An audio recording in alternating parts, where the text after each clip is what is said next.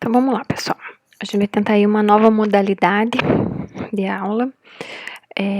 E depois a gente vai ter um apoio de uma aula presencial para sanar as dúvidas sobre as duas aulas que eu vou colocar para você de forma online, ok?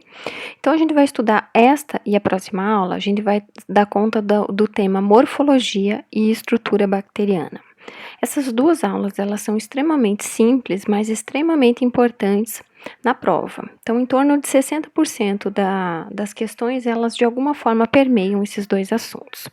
Então, a primeira coisa que eu queria que vocês lembrassem é a questão dos procariontes. Lembra lá? Bactérias são procariontes, pertencentes a que reino? Puxa aí na memória. Bom, se você respondeu reino Monera, tá ótimo, tá lembrando das aulas anteriores. Então, as bactérias pertencem ao reino Monera e elas são seres considerados procariontes. Como eucariontes, nós poderíamos citar os fungos, algas, protozoários e eumentes. Lembra que a gente já comentou alguma coisa em relação ao tamanho dos procariontes?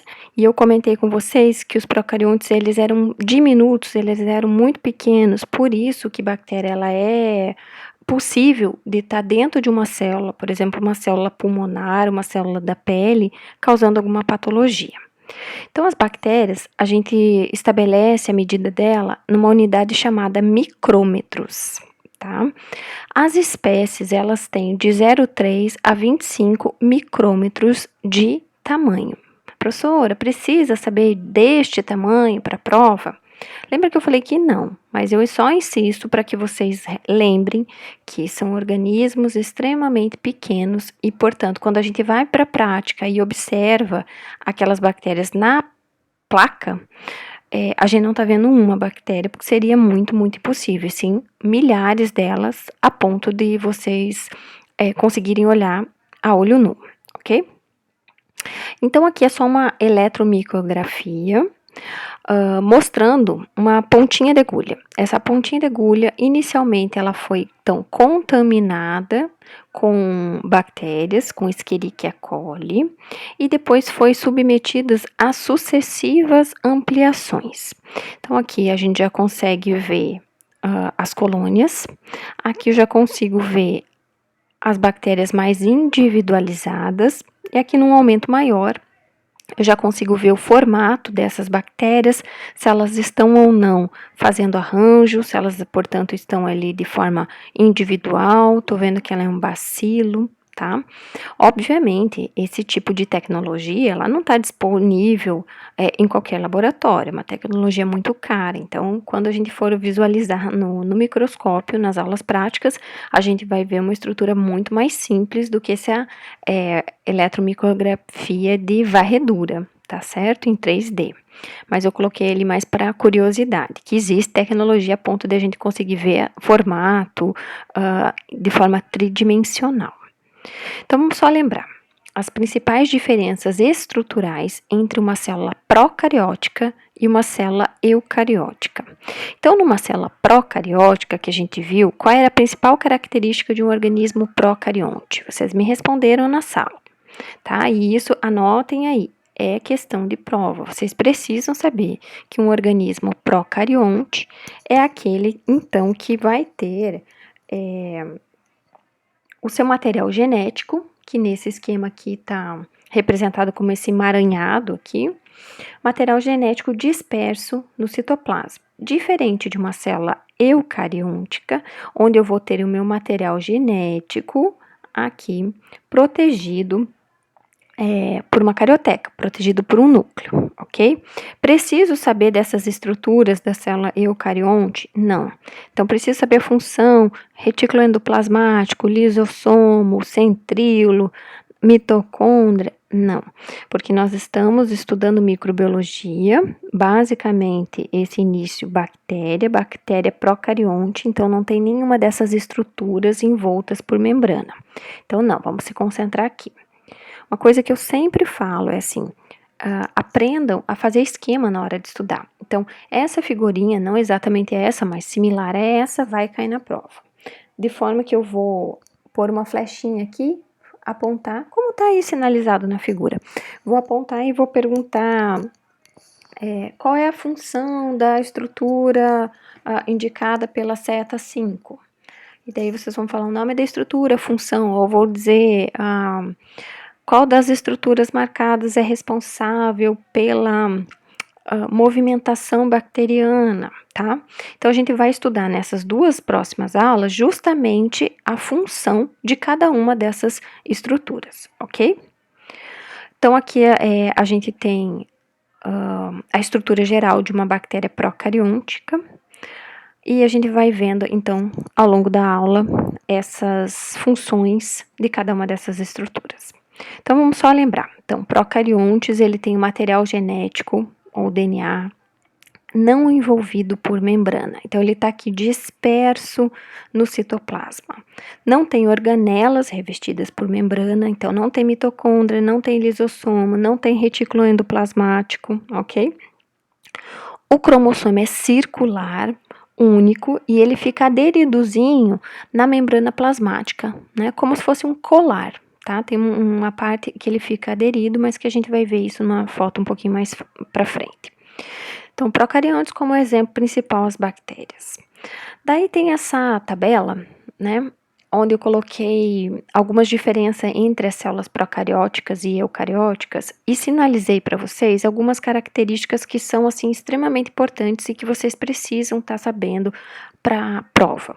Então, uma delas, então na prova eu vou perguntar assim, cite características dos procariontes, tá? Então, assim, em relação ao núcleo, o que vocês podem colocar? Então, o núcleo não tem, é inexistente. Então, sem membrana nuclear ou sem nucleolo, sem carioteca, tá certo? Qualquer uma dessas definições estão corretas. Não tem nenhuma organela revestida por membrana. Todas as outras aqui vocês podem dar uma lida, mas eu sinalizei as que eu considero mais importantes e que vocês não vão esquecer, tá? O cromossomo de um procarionte normalmente é um único, circular, não tem estonas, como as células eucarióticas, e a divisão celular se dá por divisão binária, ou fissão binária. Hoje a gente usa mais o termo divisão binária. E o divisão binária, o nome, ele já dá muita ideia do que é, tá? O que é uma divisão binária? É quando um organismo se divide formando dois. Bom, em relação à morfologia, então a forma que a bactéria pode ter.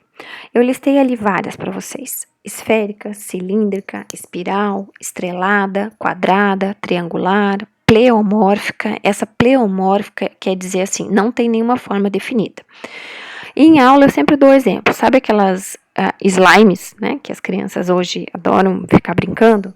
Quando você pega um slime e joga em cima da mesa da sala, e eu vivi isso muito aqui em casa, né, perdendo várias toalhas porque minha filha esquece simplesmente de tirar a toalha de cima da mesa. Então, se joga aqui aquele slime em cima da mesa, ela vai escorrendo, vai ficando com uma forma indefinida, ou seja, ela vai ficando pleomórfica, sem uma forma definida. Ela ocupa o formato do recipiente onde ela tá.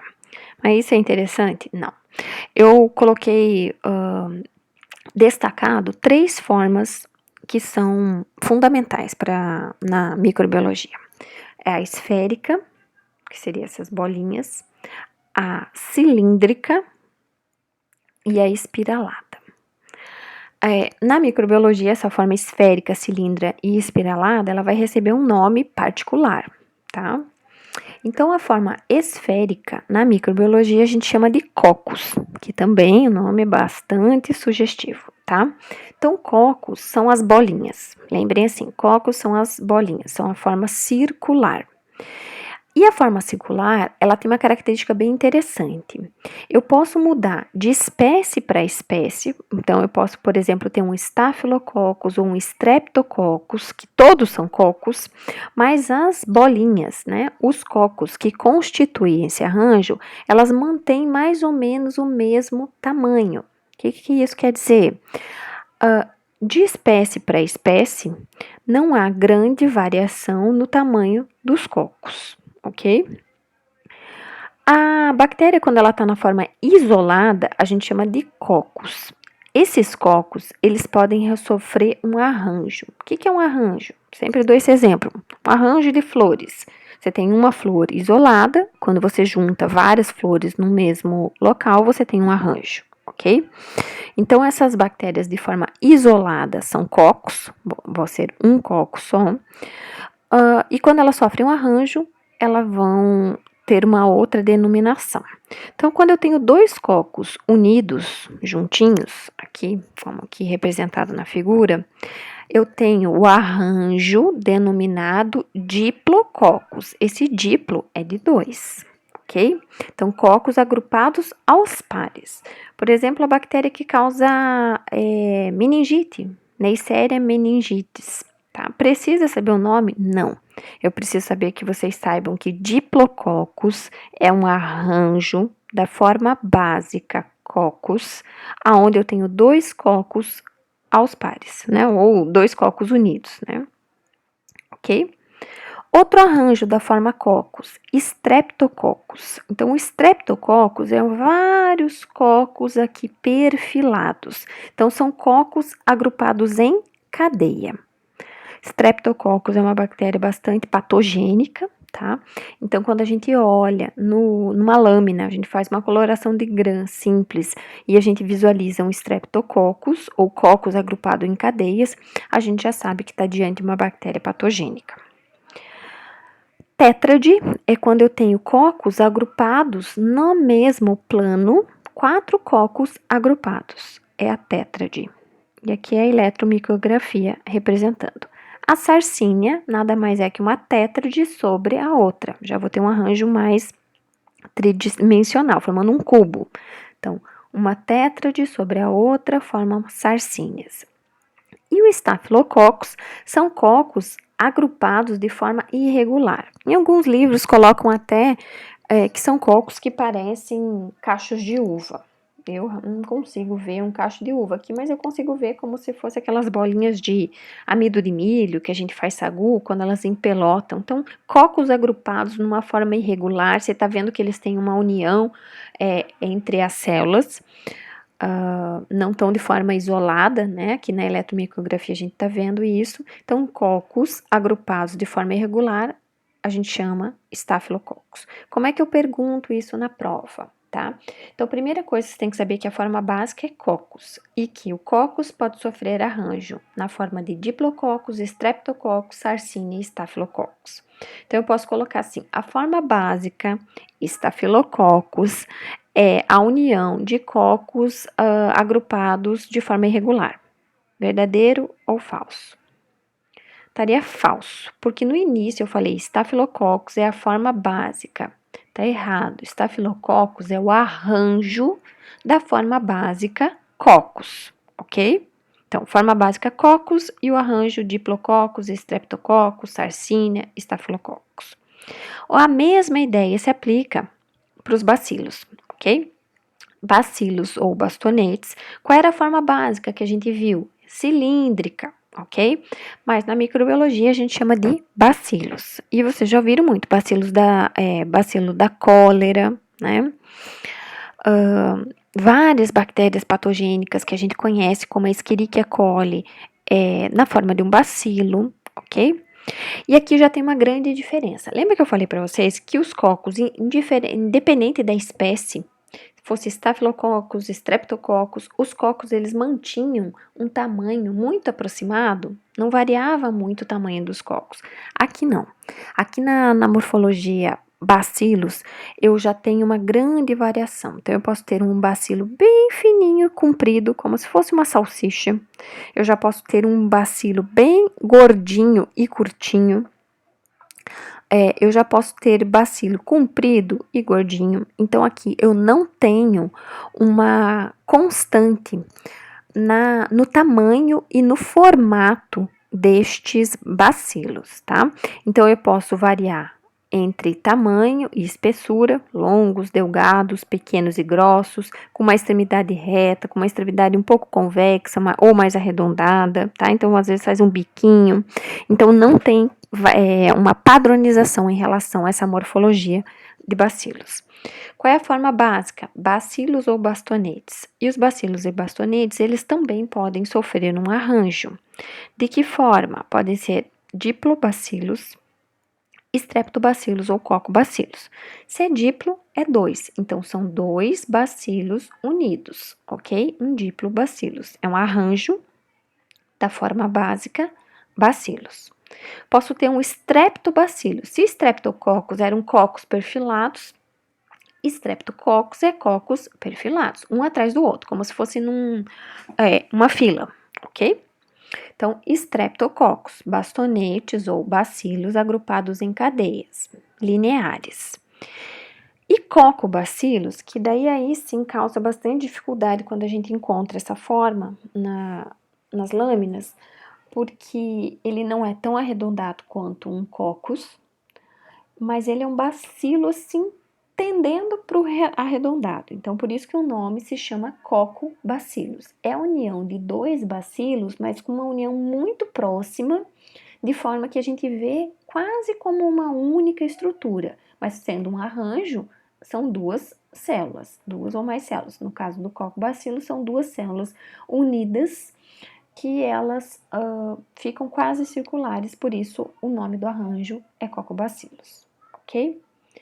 Então, se eu colocasse verdadeiro ou falso, diplobacillus é um arranjo da forma básica bacillus, verdadeiro ou falso? Então, estaria verdadeiro. Então, diplobacillus é um arranjo da forma básica bacillus. E a última forma é a espiralada, tá? A espiralada, a primeira característica que vocês têm que ter aqui, ó, não forma arranjo. E eu já vou te explicar por que não forma arranjo, ok? Então, as espiraladas, elas podem ser o vibrião, espirilo ou as espiroquetas. O vibrião é esse que parece uma vírgula, tá? Então, se você virasse, ele vai parecer uma vírgula, um dedinho torto ali. Então, vibrião da cólera, por exemplo, tá? Os espirilos, eles têm essa curvatura, né, central mais pronunciado. Então, eles têm um corpo mais rígido e se movem à custa de flagelo. Mas tem essa espiral aqui no meiozinho. Então, espirilos. E a espiroqueta, ela tem vários curvaturas, tá? Várias espiraizinhas aqui, ok? Lembra o formato de um saca-rolha. Então, quando vocês forem ver em algum livro, vocês vão ver que vibrião lembra uma vírgula e espiroqueta tem parecendo um saca-rolha de vinho, ok? Por que essas formas, elas espiraladas, elas não formam um arranjo? Para formar um arranjo, eu tenho que ter uma superfície de contato, né? Eu tenho que fazer com que essas bactérias, elas fiquem o mais próximo possível uma da outra. Essas bactérias na forma espiralada, elas acabam se movimentando por contração do citoplasma, contração do corpo. Eu perderia essa capacidade de movimentação se eu unisse uma bactéria a outra, porque eu teria que fazer como aqueles joguinhos de criança, aqueles legos de criança, aqueles monte e desmonte, onde você encaixa uma peça sobre a outra peça, de forma que elas se adaptem. Se eu fosse unir um vibrião a outro, eu teria que, primeiro que dimensionalmente seria muito difícil, um vibrião teria que encaixar certinho na curvatura do outro vibrião. Imagine isso para a espiroqueta, né? E eu perderia essa capacidade de contração do citoplasma. Então, essa forma básica, ela não forma arranjo, justamente porque seria muito difícil você ligar, né, colar uma bactéria a outra nessas curvaturas. Eu teria que ter uma bactéria muito similar para que se encaixasse nessas curvaturas aqui da espiroqueta, ok? Então, aqui é um esquema e aqui realmente uma foto de microscópio. Por que a gente acaba utilizando a foto de esquema para estudar? Fica mais simples, né, do que eu apresentar numa foto de microscópio. Golinho de água, tá? Vamos lá. Então, é isso que eu falei para vocês. É ideal vocês começarem a desenhar, saber o nome dessas estruturas, tá? Então, hoje a gente vai ver as estruturas que estão externas à parede celular. Então, eu tenho aqui a parede celular, que é esse envoltório que vai estar entre a membrana plasmática, que é a membrana mais interna, e A cápsula, que é a membrana mais externa.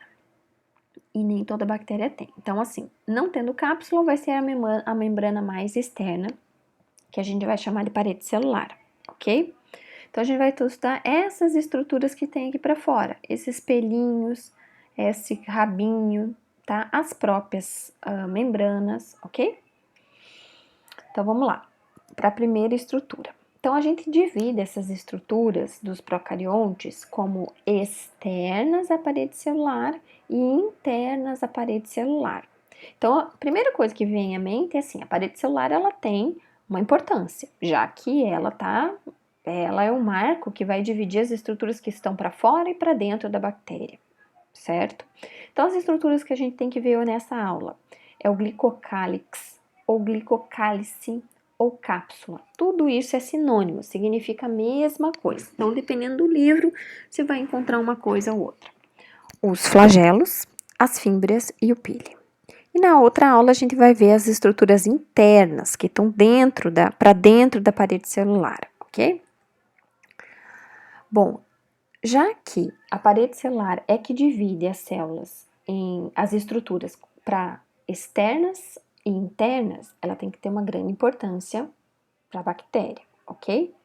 Primeira coisa, vamos falar da composição da parede celular. A composição é peptídeo glicano. Peptídeo dá a ideia de peptona. Lembra quando a gente estudou o agar, que eu falei, o que é essas peptonas? Essas peptonas são proteínas previamente hidrolisadas que vão me dar uma fonte de nitrogênio, né? Vão dar uma fonte de nitrogênio para a bactéria. Então, peptídeos vem de proteína, é uma fonte proteica, ok? Glicano, se vocês pensarem, parar um pouquinho, vai dar uma ideia do que? Glicano, de glicose. Então, glicano é um carboidrato, ou seja, a composição da parede celular, ela é de proteínas e carboidratos. Deixa um asterisco aí que, assim, isso lá na frente vai ser importante, ok? Outra coisa, antes de ficar falando da função, parede celular, se eu fosse fazer uma analogia com parede aqui de casa, parede da casa de vocês, qual é a função da parede? Então, dentro de uma casa, a função da parede vai ser dividir os cômodos, vai ser dar uma estrutura, né, para casa. Pense nas paredes externas, uma estrutura. Nesses dias chuvosos, que tá um pouquinho mais frio, a parede ela não ajuda a fazer uma barreira contra as chuvas, contra a mudança de temperatura. Então, a parede ela tem essa função para a bactéria, tá? A função que paredes têm. Então, uma parede celular, porque é uma parede feita de células, essas células têm uma composição de carboidrato e proteína, peptídeo e glicano, que a principal função da parede celular é definir a forma da bactéria. Quais eram as formas? Lembrem lá, cocos, bacilos, espirilos, espiroquetas, né? Isso é a forma. Se a bactéria é um cocos ou é um bacilo, é porque a parede celular dessa bactéria é circular, é na forma de um cilindro, ok? Então, a forma da bactéria se dá pela parede celular. Aí já é uma coisa extremamente importante. A outra coisa, ela protege contra a lise osmótica. Primeira coisa, o que é lise? O que é lisar? Se vocês lembrarem lá, lise. Lise é quebra.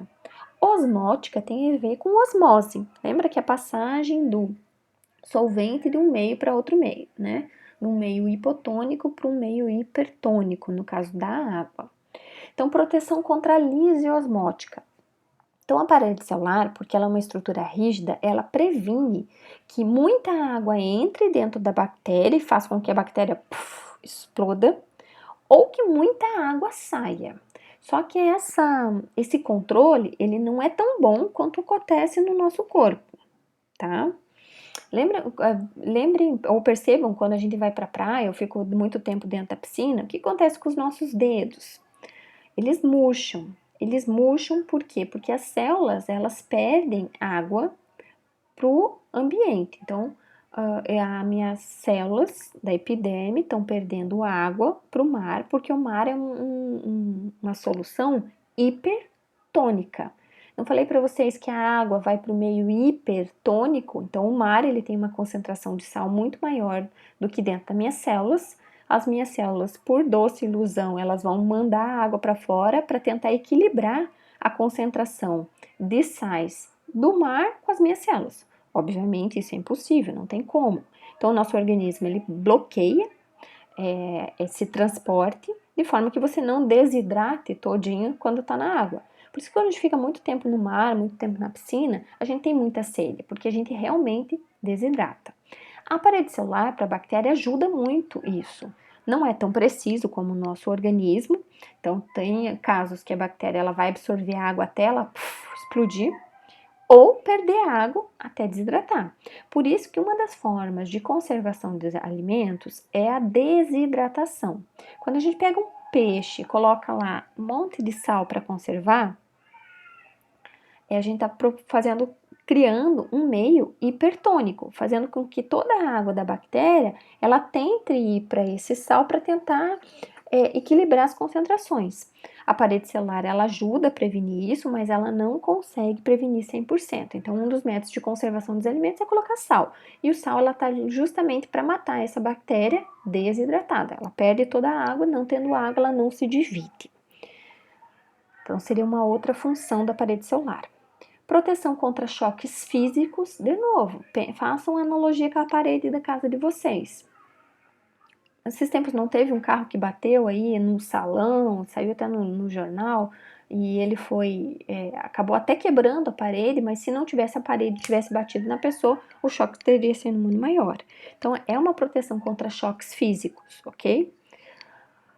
Para a bactéria também. Então, quando ela passa num sistema de turbilhamento, num sistema de processamento de alimentos, desidratação, túneis, tanques, tudo isso é choque físico, né? A bactéria ela está batendo contra as paredes de uma tubulação, está promovendo um choque físico. E a parede celular ela consegue proteger a bactéria contra esses choques físicos. 100% não, ainda bem, porque senão a gente não teria forma nenhuma de estar eliminando as bactérias. A bactéria é essencial para o crescimento e divisão da célula. Lembra que eu falei para vocês que as bactérias elas se dividem por divisão binária? E essa divisão binária ela acontece a partir da parede celular. Então, a parede celular ela vai promovendo um estrangulamento, ela vai criando uma parede interna de forma que você divida a célula em duas, o que era antes uma, pela essa formação de parede celular interna, de fora para dentro, você tem a formação de duas células que se desprendem. Mas a gente vai ver isso bem certinho na parte de divisão celular, reprodução. E tem uma importância clínica e taxonômica. Por quê? As bactérias, de acordo com a parede celular, elas podem ser divididas em gram-positivas ou gram-negativas. E esse é uma característica bem importante, porque gram-positivas e gram-negativas têm características muito distintas em relação à patologia que causam, em relação ao que elas são mais resistentes ou mais frágeis. Então, vamos estudar um pouquinho sobre essas paredes, gram-positiva e gram-negativa. Então, a gram-positiva, ela vai ter uma membrana citoplasmática, as bactérias gram-positivas vão ter uma membrana citoplasmática composta de fosfolipídio e proteína, que a gente ainda vai ver essa estrutura da membrana, mas vamos falar da parede celular de uma bactéria gram-positiva. A parede celular é peptídeo, glicano, proteína e carboidrato. Às vezes tem uma coisinha a mais ou uma coisinha a menos. No caso das gram-positivas, eu sempre faço a analogia, gram-positiva tem uma coisinha a mais na parede celular. Tem esse ácido teicoico. Esse ácido teicoico, ele é um resíduo, é um polissacarídeo que vai dar carga negativa à superfície celular. E esse ácido teicoico, eu sempre faço essa analogia na sala, ele parece aqueles arquinhos, aquelas tiaras, né, que as meninas usam. Tem umas que antigamente era orelhinha de gatinho, depois passou para aquele chifrezinho de unicórnio. Então, o ácido teicoico é como se fosse um chifrezinho de unicórnio na parede celular, ela se projeta para fora, tem uma carga negativa, e isso faz com que quando o indivíduo se contamine com uma bactéria gram-positiva, essas gram-positivas elas sejam mais facilmente reconhecidas pelo meu sistema de defesa. Então, os meus leucócitos estão circulando lá no sangue, daqui a pouco vem passando uma estrutura diferente, que ele não reconhece, ainda mais com um arcozinho de unicórnio. Então, fica mais fácil para o meu organismo identificar uma bactéria gram-positiva como não sendo pertencente a ele, englobar, fazer fagocitose e tentar eliminar, ok? Então, lembrem que bactéria gram-positiva tem esse ácido teicoico, ok? Que torna possível a identificação das bactérias em teste laboratorial ou pelas nossas próprias células de defesa quando essa bactéria está dentro do nosso organismo, ok? A composição é peptidilglicano, então é um polímero, é um carboidrato e uma proteína, tá? Insolúvel. E aqui é uma característica importante, que tem 50% do peso ou mais da célula. O que é isso quer dizer? Se eu pegasse uma bactéria gram-positiva, desidratasse, secasse essa bactéria, 50% do peso que ficaria corresponde à parede celular, tá? Então, isso nos mostra que essa parede celular, ela é bastante espessa. Então, lembrem, bactérias gram-positivas têm parede celular muito espessas, tem o ácido teicoico que permite que eu identifique essas bactérias em testes laboratoriais ou o nosso sistema de defesa, né, identifique essas bactérias. Deixa eu pôr na outra fotinha que eu gosto mais, aqui. A parede celular das gram-positivas, eu falei para vocês que era bastante espessa. Ela está representada aqui na figurinha com esse begezinho, tá? Essa cor mais clarinha. Então, vocês podem ver que são várias camadas de parede celular, uma sobre a outra, formando uma camada espessa. Como se fosse na nossa casa, a gente vai fazer uma parede dupla, com duas camadas de tijolo, 3 camadas de tijolo, tá certo? Então, obviamente, essa parede ela é muito mais resistente ao quê? A agressões físicas. Então, se eu der um chute aí nessa bactéria, vou machucar meu pé e pouco vou fazer contra a bactéria, visto que a parede celular é muito espessa, ok? Então, lembrem disso, tá? Bactérias gram-positivas têm parede celular muito espessa e, portanto, elas são muito resistentes a agressões físicas, tá? Elas se tornam mais fortes pela espessura da bactéria, mas mais forte em agressões físicas, ok? Se vocês olharem aqui nesse esquema, a gente vê esses penduricalhozinhos aqui, que são os ácidos teicoicos, que eu falei que era exclusivo das bactérias gram-positivas, tá? Abaixo aqui nós temos a membrana plasmática e aqui algumas proteínas integrais e proteínas periféricas inseridas, mas quando for falar de membrana plasmática a gente volta nelas, ok? E agora as gram-negativas, desculpe. Então, as gram-negativas, a composição, a membrana eu vou falar depois. A composição da parede celular, peptídeo e glicanas. Mas eu tenho uma espessura muito menor quando comparada à gram-positiva. Então, se eu secasse uma bactéria gram-negativa, o peso da parede celular corresponderia a apenas 10% do peso seco da célula, ok? Agora aqui tem uma coisa muito importante que eu vou perguntar para vocês na prova com certeza, tá? Essa diferenciação de gram-positiva para gram-negativa. As gram-negativas, elas têm esse espaço periplasmático. A parede celular está localizada nesse espaço periplasmático e isso, assim, é muito interessante para a bactéria, ok? Vamos por aqui na fotinho. Vou por aqui. Essa aqui tá aqui o espaço periplasmático e a membrana, a parede celular, desculpe. Vocês estão vendo aqui, ó, a foto é do mesmo livro da gram-positiva, que eu tirei da gram-positiva. Lembrem lá a espessura, ó, da gram-positiva, como ela era espessa. Então, o mesmo esquema, olha aqui como é menos espessa a gram-negativa, mas ela está situada entre duas membranas nesse espaço periplasmático, ou chamado de periplasma também. É o espaço entre duas membranas plasmáticas, a externa e a interna, tá? Então, essa membrana, essa parede celular, ela é menos espessa, localizada entre duas membranas num espaço chamado periplasma, tá? Ou eu prefiro esse espaço periplasmático, tá? No perímetro entre duas membranas plasmáticas. Então, nessa figura aqui, a parede celular, essas bolinhas vermelhas aqui, ok? Uma membrana, a outra membrana, e aqui seria o interno, no citoplasma, seria a parte interna da bactéria, onde está o DNA, ok?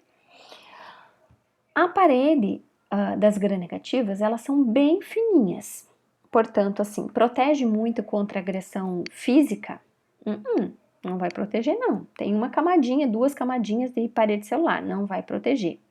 Mas nesta configuração entre duas membranas e nesse espaço, tem uma característica bem importante.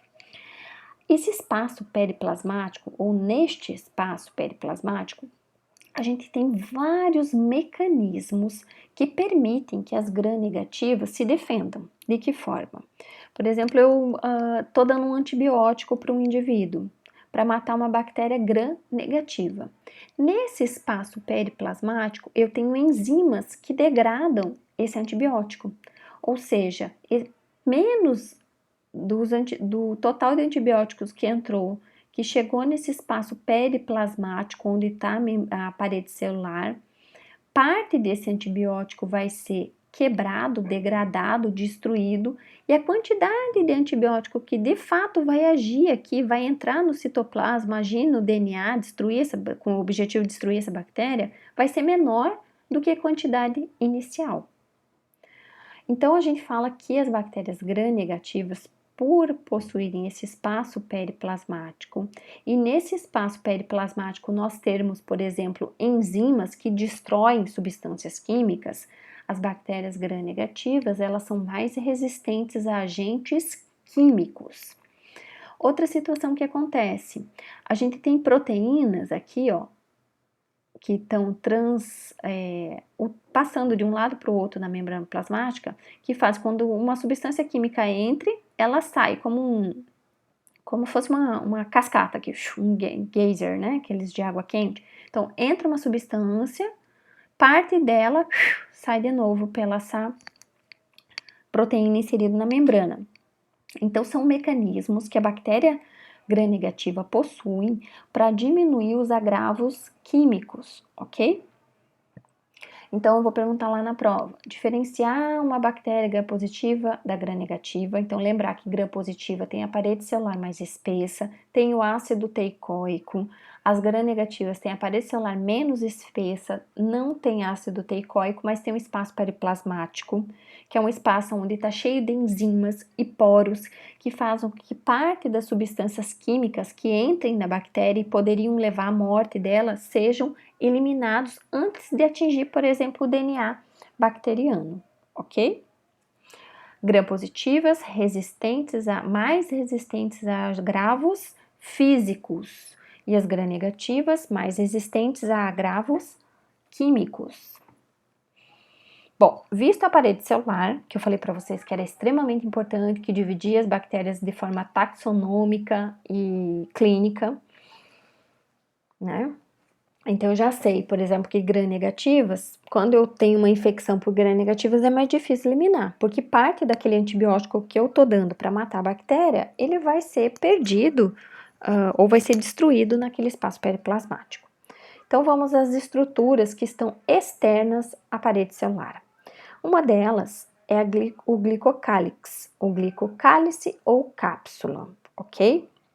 São estruturas que estão aderidos à parede celular, então estão situados externamente à parede celular. Quando ele está muito, muito juntinho, grudado, como fosse um papel filme, eu sempre faço essa analogia, um papelzinho filme envolvendo a bactéria. Pense a bactéria como uma maçã, uma laranja, uma fruta, e você vai embalar aquela fruta com um papel filme. Aquele papel filme bem grudadinho, a gente chama cápsula. Uma coisa importante, anote aí. Toda bactéria tem cápsula? Tem glicocálix? Não, nem toda bactéria tem. Se nem toda bactéria tem, é uma estrutura indispensável? Não. Se eu não tenho, não vou morrer. Se eu tenho, eu vou ter alguma vantagem inteiro. Então, pensem lá, eu tenho um Gol sem direção hidráulica, sem vidro elétrico, sem ar-condicionado. A função do carro não é condução, levar uma pessoa de um local ao outro. Esse Gol, sem nada, vai fazer isso? Vai te levar de um canto para o outro. Agora, se você tem esse mesmo Gol, mas com ar-condicionado, direção hidráulica, que mais? Vidro elétrico, ele vai cumprir a função dele, que é levar você de um canto para o outro? Vai da mesma forma, só que com mais conforto, com mais vantagem, ok? Então, as estruturas que elas não são indispensáveis, a bactéria, se não tiver, ela não vai morrer. Quando ela tem alguma vantagem, tá?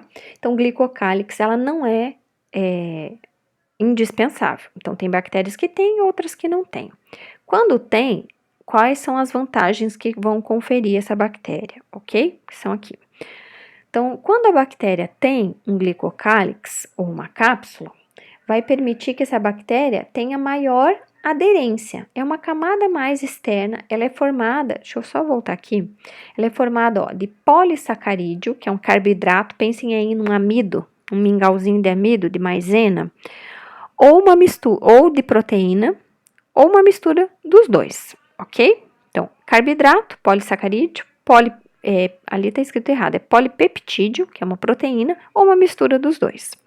Então, pensem na aderência. Se eu tenho uma estrutura como se fosse um amido, uma maizeninha, a maisena não é grudenta, não ajuda a fixar, então as bactérias que têm cápsula, glicocálix, elas têm maior aderência ao meio, à superfície onde elas estão colonizando. Também é uma proteção, protege contra o dessecamento. Então, assim, a parede celular não ajuda a fazer isso contra a lise osmótica, o glicocálix é uma proteção a mais.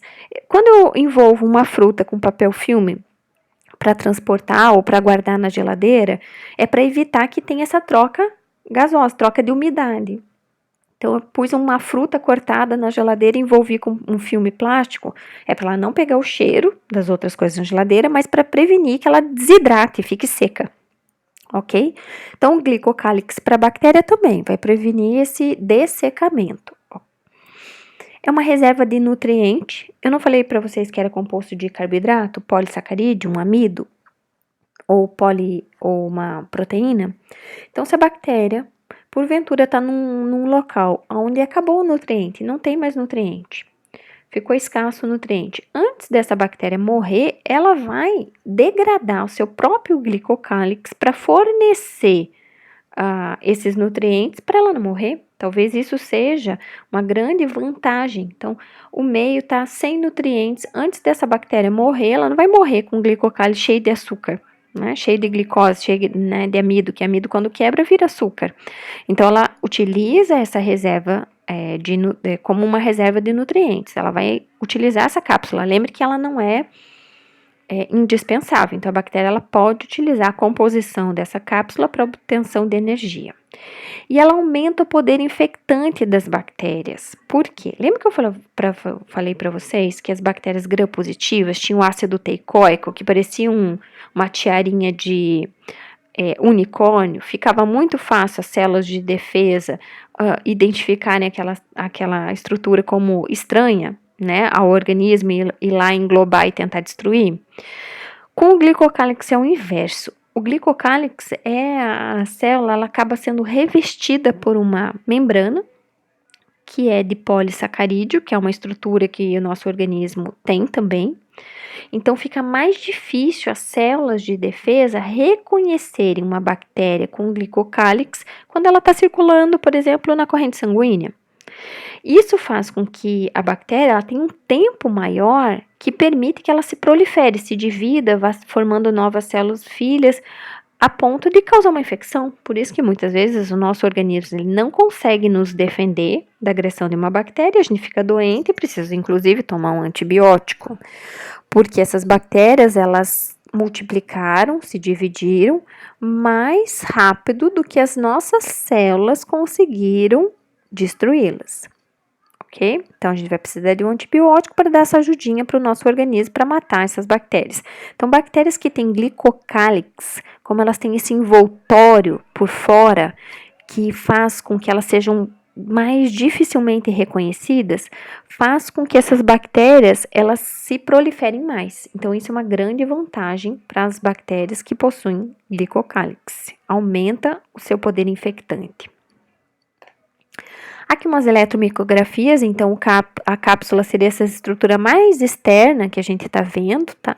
Comumente eu não ponho foto de cápsula na prova, eu vou perguntar realmente a função. Flagelo. Primeira coisa, flagelo. Qual é a função de um flagelo? Locomoção.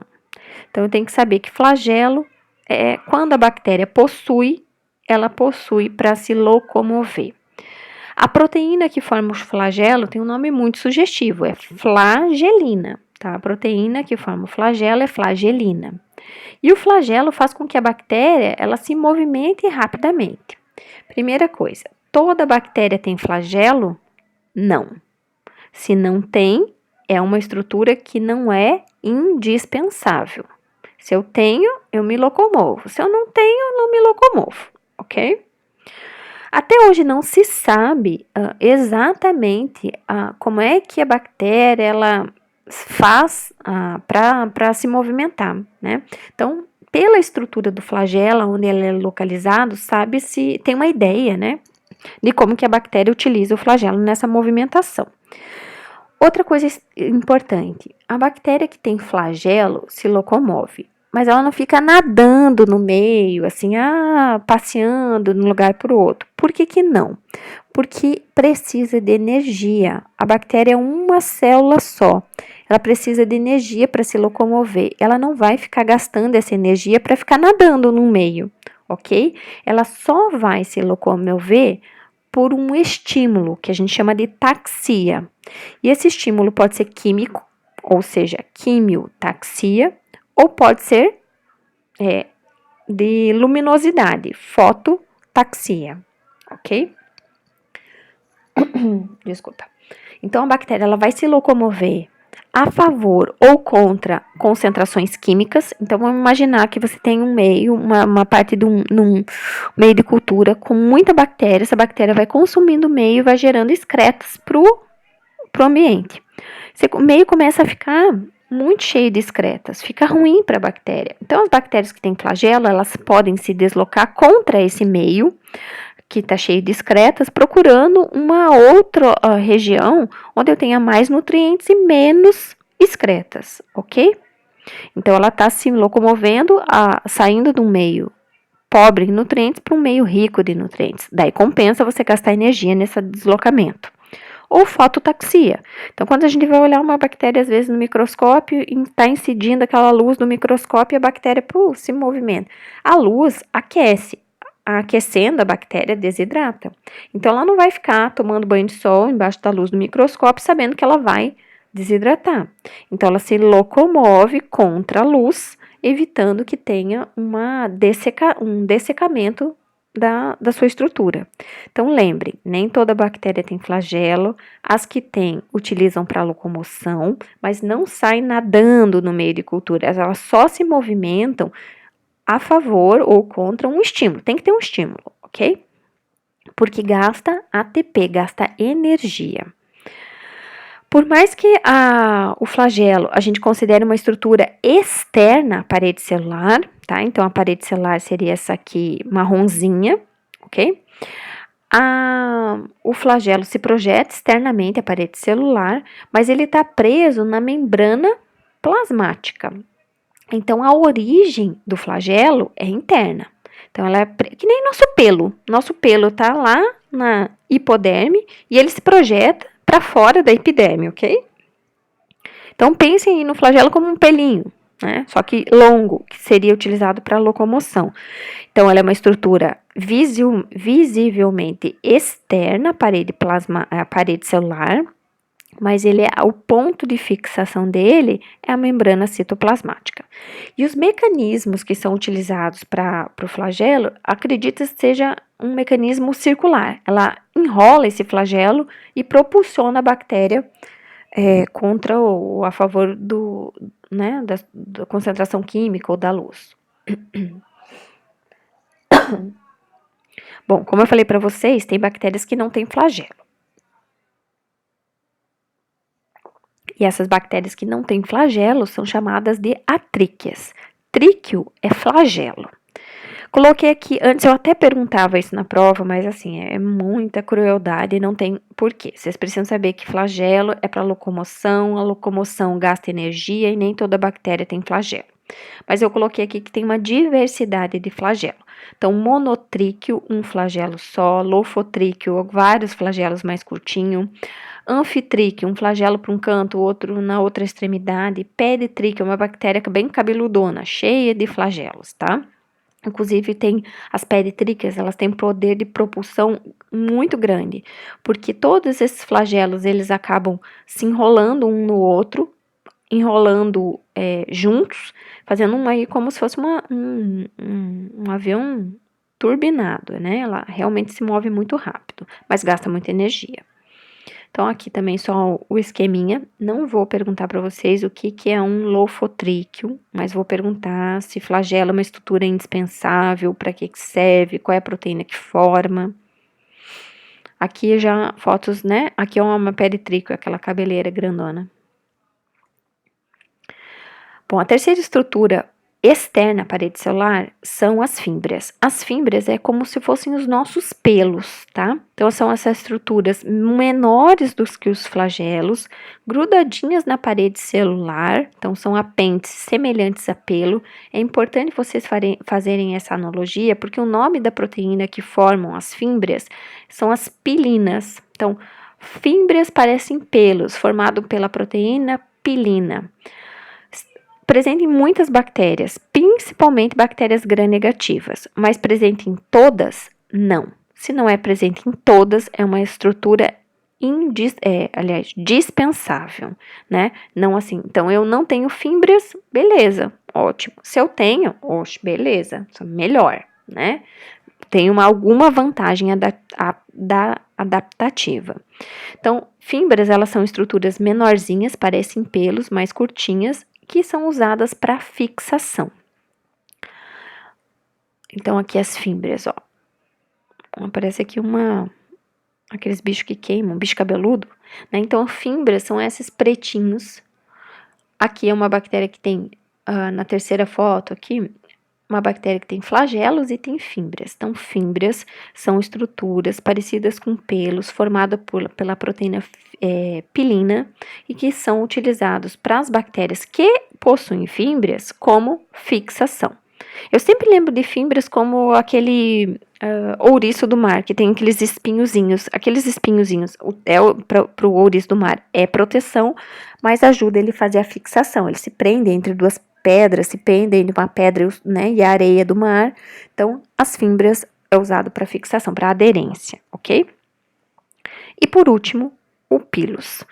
Pilus nada mais é do que uma fímbria que se alonga num momento muito particular da bactéria. Então, a bactéria que vai fazer uma reprodução sexuada, ela projeta esse peeling para o citoplasma de outra bactéria. Então, é um pile sexual.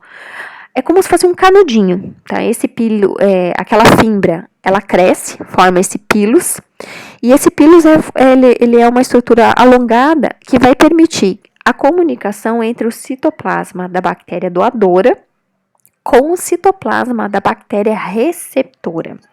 E por esse canalzinho, por esse canudinho, por esse pilus, é que vai ocorrer a transferência de material genético na reprodução sexuada.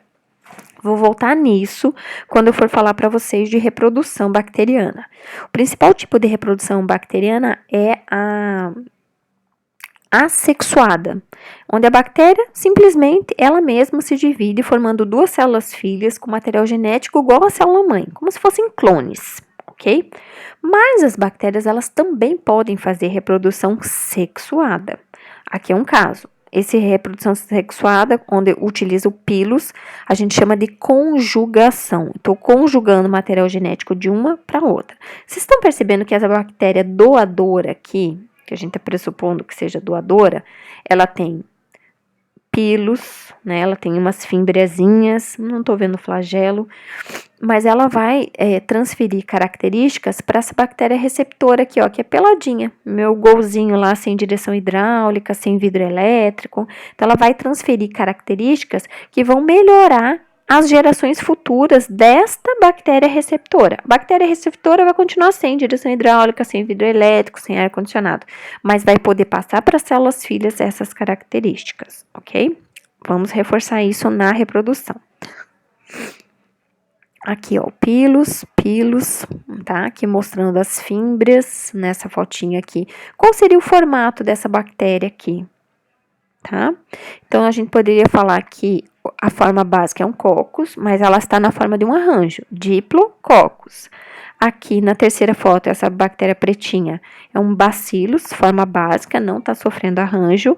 E aqui, a verdinha, um diplobacillus, tá? Um bacilo ligado a outro, de forma linear, um diplobacillus. Bom, espero que vocês tenham entendido, espero que a gente consiga sanar as dúvidas depois de vocês presencialmente, ok? Então, vamos continuar na sequência com a parte das estruturas internas à parede celular.